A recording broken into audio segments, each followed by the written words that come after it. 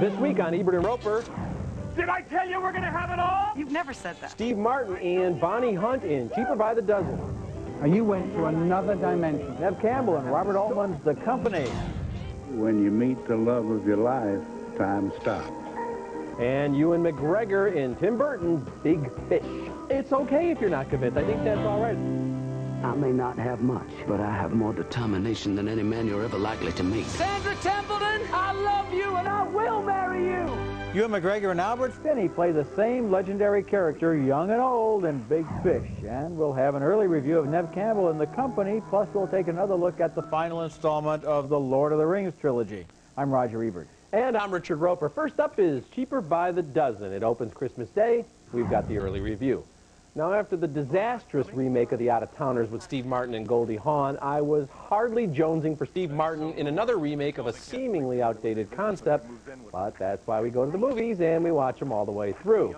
This is a breezy romp, a frequently funny and thoroughly inspired effort about one gigantic nuclear family. I cleaned your clarinet. Please don't play it with food in your mouth again. Kim and Jessica, your teacher called and has made a request that you do not correct her in front of the class. Mike, you have show and tell today, and please, honey, remember that body parts do not count. That's the scene stealing Bonnie Hunt as Kate, whose loving marriage to Martin's Thomas has yielded some 12 kids. What's going on? Guess what? Diane Phillips called. My book's getting published. Did I tell you we're going to have it all? You've never said that. I'm telling you now, baby. Woo! Thomas gets a Division I coaching job, and the family moves from an idyllic town in downstate Illinois to Chicago. Alan Ruck, he'll always be Cameron in Ferris Bueller's Day Off to me, and Paula Marshall play their new neighbors. Is Jake your only child? No. We have 12. I couldn't keep her off me. Now, I have to say, Steve Martin plays the most gentle and probably least credible major college football coach ever, but he's always believable as a quick-witted, frazzled, and yet sympathetic family man. Bonnie Hunt, she's a comic treasure. And the kids are adorable, though I probably wouldn't think so if I had to sit next to them on a cross-country flight. Is that blood? No, it's just like... Oh. Clean up on aisle 12. Anybody? You'll need help cleaning up this? Cheaper by the Dozen aims a lot of its gags at the adolescent crowd. We get escaped frogs causing chaos and chandeliers crashing and dogs knocking people over. But it also has some sharp one-liners and a strong family heart, so thumbs up. When I was a kid, I was an only child, and for some reason, I read the novel Cheaper by the Dozen about 100 times, because I wanted to have 11 brothers and sisters, I think. Yeah. The original father, his name was Gilbreth, was a time and motion expert, and he tried to run his family the way he would run a factory. Everybody had a job and a timetable and a schedule and a checklist and everything like that, and I think that also would have been a funny way to approach the story, because I can see Steve Martin as that character instead of this character who has no idea about time, motion, or anything else. No, he just brings the football team in to help things out, which really doesn't work too well. But this movie also does have Ashton Kutcher kind of poking fun at himself as Piper Peraboo's boyfriend, and that's some pretty funny stuff as well. Okay, next movie. Robert Altman never repeats himself. His new film, The Company, is like spending a year with a ballet company in good times and bad. Inspired by Nev Campbell, who trained as a classical dancer and produced this film, Altman moved in with the Joffrey Ballet of Chicago and cast Malcolm McDowell in a role inspired by the company's legendary artistic director, Gerald Arpino. Here's a rehearsal before an outdoor concert as McDowell uses the carrot and stick approach, criticism followed by praise. Lift, thighs, lift up, not so loady. And when you make those exits, you know, you hit the wall. I want you to move out and hit the wall. You're not doing that. You look like you've got a load in your pants. But I love you all. You're great, okay? You're great. That night, the performance goes on despite a rainstorm. Nev Campbell dances with Joffrey star Domingo Rubio.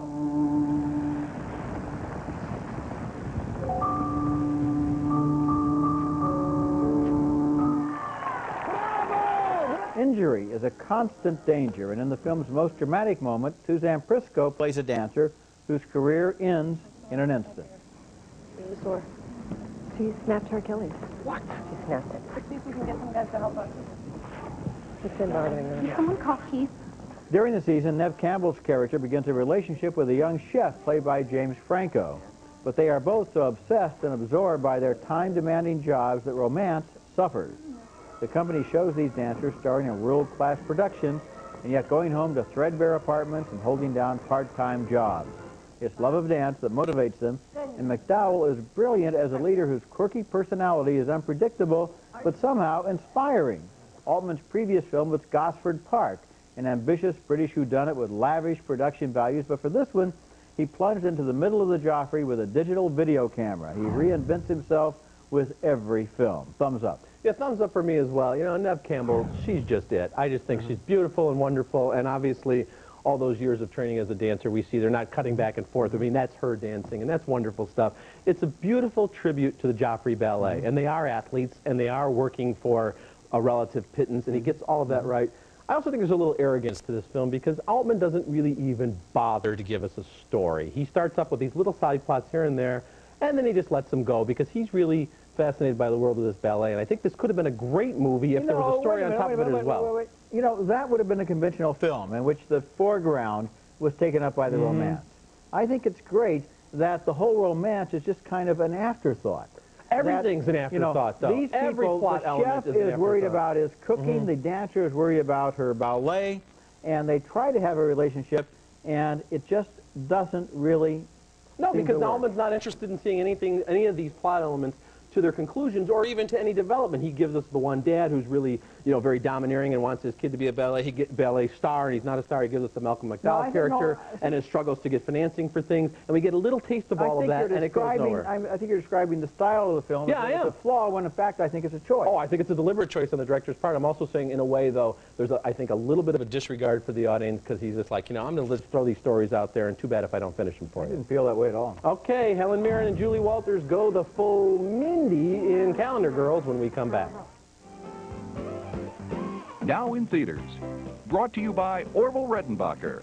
Start popping today.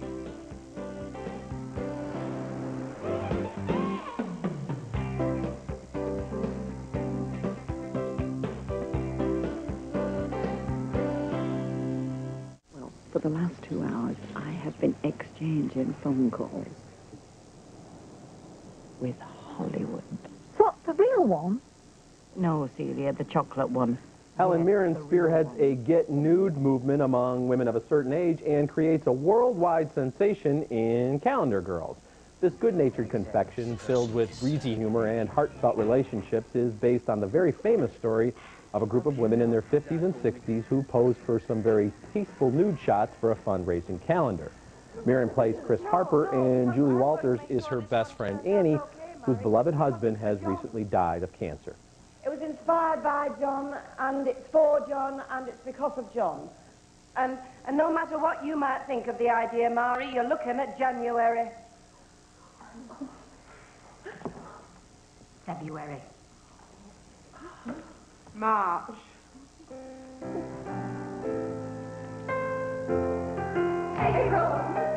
Chris and Annie do a lot of cajoling and bargaining before they can fill out the roster with the needed 12 models, all to be photographed by the extremely reluctant Lawrence, played by Philip Glenister. Don't touch the buns. Calendar Girls alternates between full Monty-type humor and unabashedly sentimental moments, as when Chris and Annie try to get some local press attention for their effort and believe they failed miserably. To add insult to injury, I took my clothes off, and no one was interested. You're after the WR thing? Yes. That's spill over. They're in ballroom. All of this is handled with humor and grace. Now, until very recently, the most unusual sight in movies was an actress over 50 taking off her clothes. Now, with Kathy Bates in About Schmidt, Diane Keaton in Something's Gotta Give, and the Calendar Girls, it's almost a trend. What's most encouraging is that in each case, the nudity is played for laughs, but we're not laughing at the actress. We're laughing at the situation and our own hang-ups about non-supermodel nudity, how silly we are and how wonderful these films are. Yeah, this film really has a healthy feeling to the idea of nudity, and so often when you see young people in nude scenes in the movies, there's kind of an aggression or hostility to it, like, what are you going to do about this? And these women are amused. Yeah. They've lived for a while. They understand their bodies, they understand life, And so there is a kind of a warmness and good-heartedness about it. This is the kind of film where you go, okay, I know about the Calendar Girls. I know they raised like three-quarters of £1 billion or whatever it was, you know, all this money, and that's all wonderful. But how are they going to turn this into a story? But it doesn't feel stretched, and it doesn't feel forced. There's some really good relationship stuff. The husbands acquit themselves well in this film as well. And it's also fun when they get to come to America and be on television, which I think they also actually did. Yes, they did. Okay, The Return of the King, Julia Roberts, and Tim Burton's new film, all when we come back. Next week is brought to you by Capital One. What's in your wallet? Next week, a special edition of Ebert and Roeper, the big holiday movie. From Something's Gotta Give to Mona Lisa's Smile to The Last Samurai, and many others. Big movies you may want to see over the holidays and reviews you may have missed. Next week on Ebert and Roeper.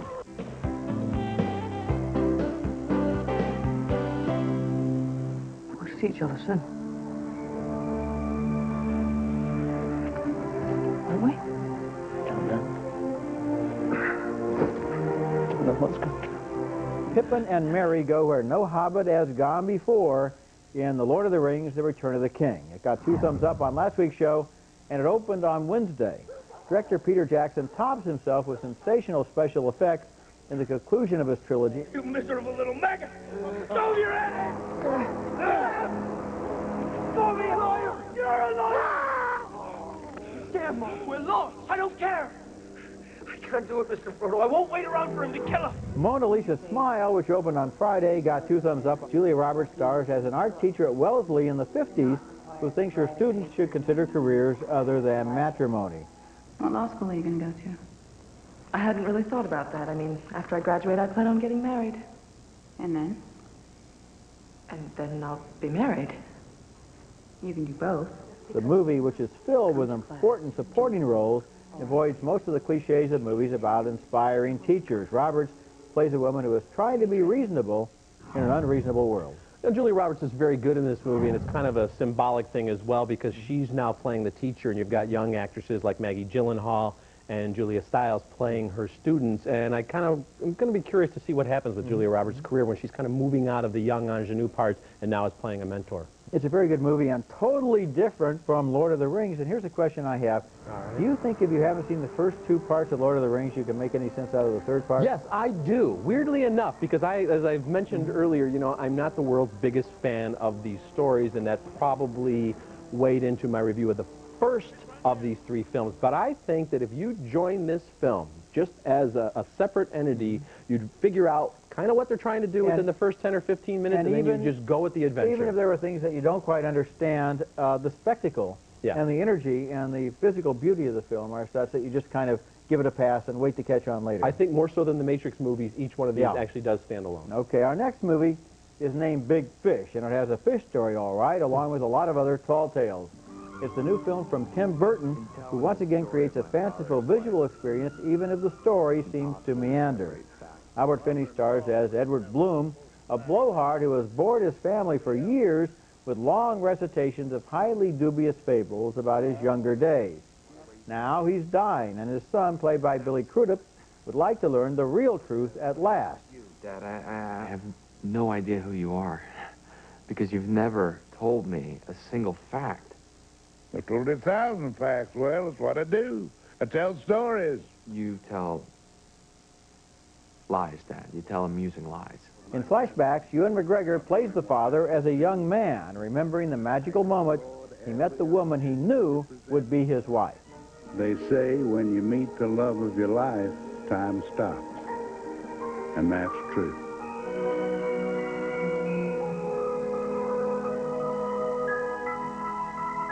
And that's Alison Lohman. His stories are filled with unbelievable characters, including Danny DeVito as a dynamic circus owner, Steve Buscemi as a dedicated but hardly productive poet, and Helena Bonham Carter as a mysterious recluse. I'm sorry. Have I offended you?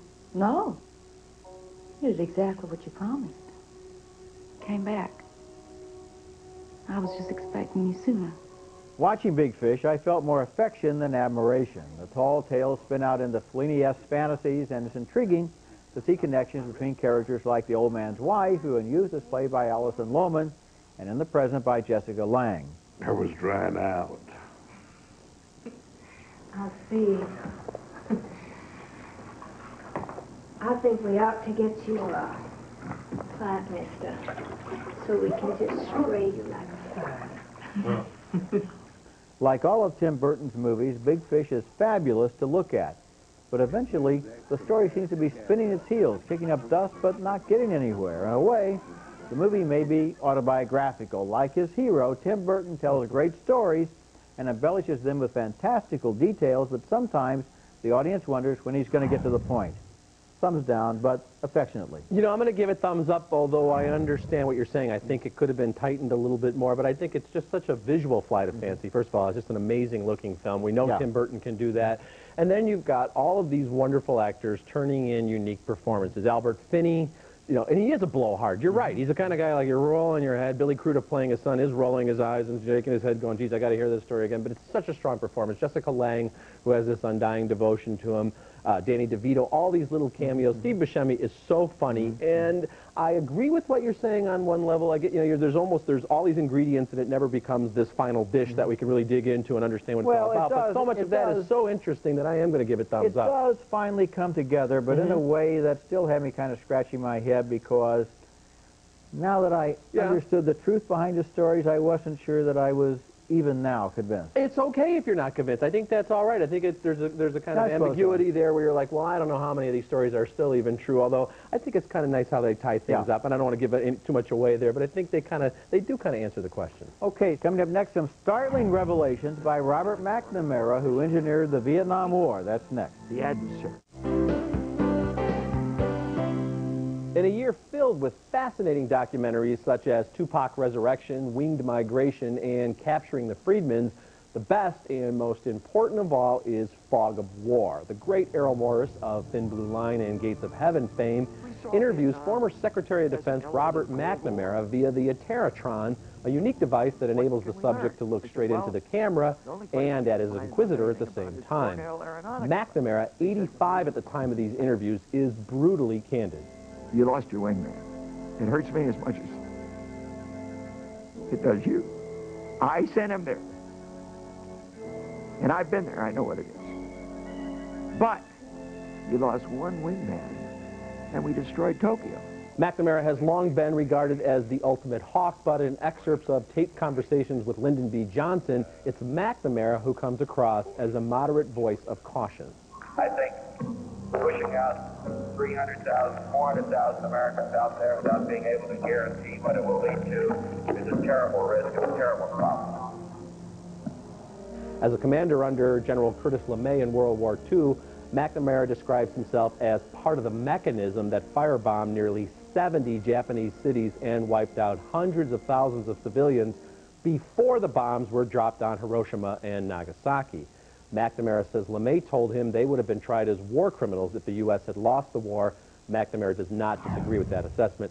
Thumbs way up for this film. This is a great documentary, and you know, I wonder why McNamara had the wisdom to choose Errol Morris to make it, because a lot of people would stay way away from Errol Morris with his strange and wonderful and poetic approach. Right. And this is one of the greatest portraits of a person that I've seen in a documentary, because McNamara really comes across as a thoughtful man who has given a lot of consideration to what happened during Vietnam and before and after, and shares it very frankly, and this movie is just riveting. He wants the challenge, and he does want to face up to the realities of his life, and he's very candid about saying, look, some of the things we did were immoral, they were unethical, they were over the top, they didn't need to be done in the so-called good war of World War II. Also not very wise, and you know, I hope that somebody in the White House looks at this film now, because the parallels are inescapable. I couldn't agree with you more. And you know, after Bowling for Columbine, I think this would be a great follow-up film to win the Oscar for Best Documentary. Yes, it would. We'll be back in a moment to recap this week's show.